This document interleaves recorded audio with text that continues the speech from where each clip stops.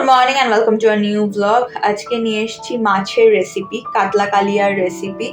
এবং প্রায় বলতে গেলে আমি কখনোই মাছটা বানাই না। ইভেন অর্ডার থাকলেও আমার যিনি হেল্প রয়েছেন হয় তিনি বানান, না হলে আমার মাতো মানে আমার ছোট মাসি বানায়। কিন্তু আজকে আমার ইচ্ছে হয়েছে যে না, আমিই বানাবো।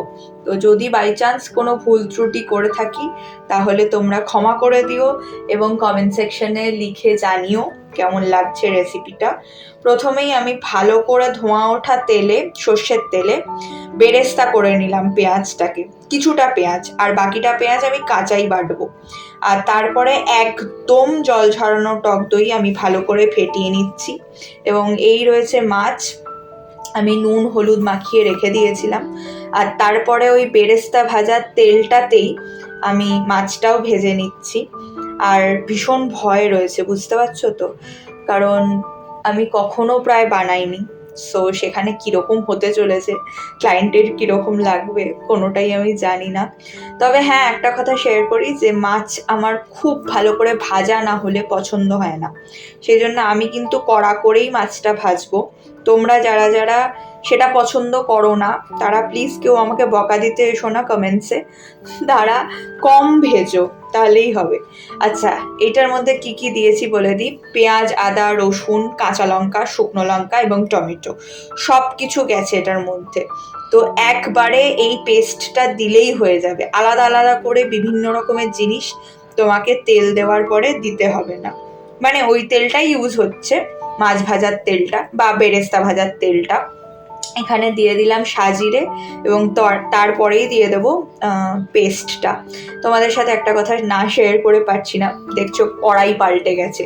তার কারণটা হচ্ছে আমি বেরেস্তাটা ভাজার পরে গ্যাসটা বন্ধ করে দিয়েছিলাম, দিয়ে তারপরে আমি পেস্টটা তৈরি করেছি, তারপরে আমি মাছ ভাজতে এসেছি।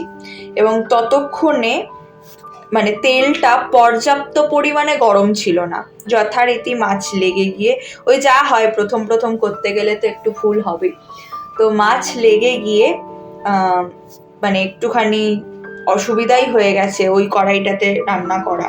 সেই জন্য মা সঙ্গে সঙ্গে বললো যে কড়াই পাল্টা, তেল পাল্টা, যতটা তেল নিতে পারবি নে, যদি সেটাতে হয়ে যায় তো ঠিক আছে, না হলে ফ্রেশ তেল যাতে আমি ইউজ করি। তো আমি সেটাই করেছি। আর এমনিতে ম্যানেজ হয়ে গেছে, কিন্তু যা হয় আর কি, একটু প্রথম প্রথম গন্ডগোল হয়, সব রান্নাই আস্তে আস্তে শেখা আর কি। তারপরে দিয়ে দিলাম হলুদ, নুন, মিষ্টি এবং কাশ্মীরি মির্চ।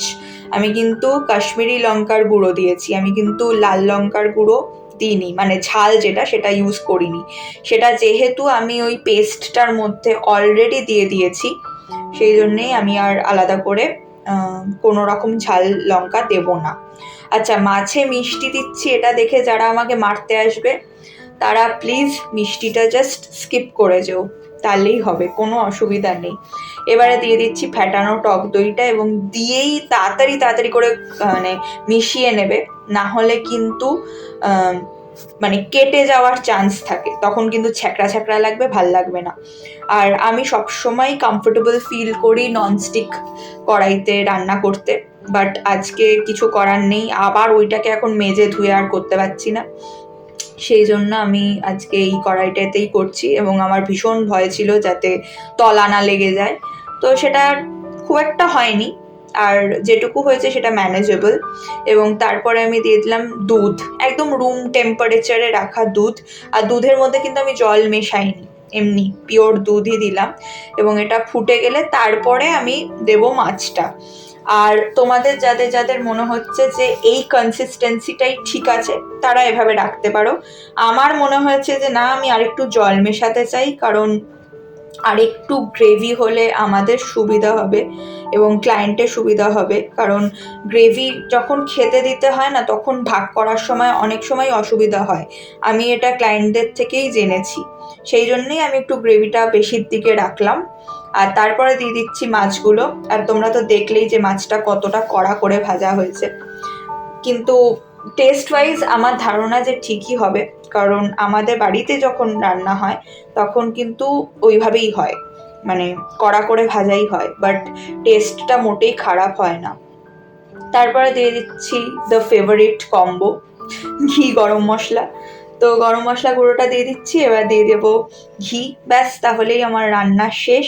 ও হ্যাঁ, আরেকটা জিনিস তো বলতে ভুলেই গেলাম, যে বেরেস্তাটা করে রেখেছি এখন সেটা দিয়ে দেবো সর্বশেষে। বেরেস্তাটা গ্যাস অফ করে দিয়ে দিলে রান্না শেষ। চলো টাটা, দেখা হবে আরেকটা নতুন ব্লগে। টিল দেন সবাই খুব ভালো থেকো, সুস্থ থেকো, সাবধানে থেকো। আমাকে জানিও কেমন লাগলো রান্নাটা, এবং যদি কোনো ভুল ত্রুটি হয়ে থাকে সেটাও অবশ্যই আমাকে কমেন্ট সেকশনে লিখে জানিও। আর কারা কারা কাতলা কালিয়া খেতে ভালোবাসো বা এইভাবে বানিয়েছো আগে, সেটাও আমাকে লিখে জানাতে ভুলো না।